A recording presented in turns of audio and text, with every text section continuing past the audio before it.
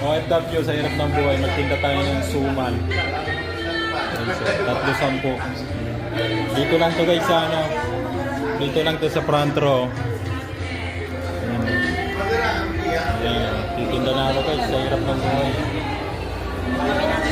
Tabi ng kusina. Tatlo 10 pre.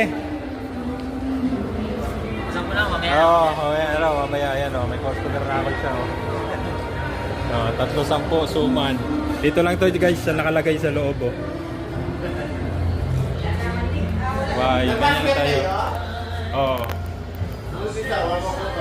Tapos guys, kung bibili pa kayo dito sa loob, may libre pang kape.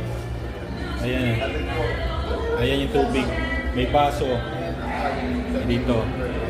Lalo-lalo na yung mga budget ng 10. Ayan, pwede na kayo makakain ng suman. Bye-bye. OFW.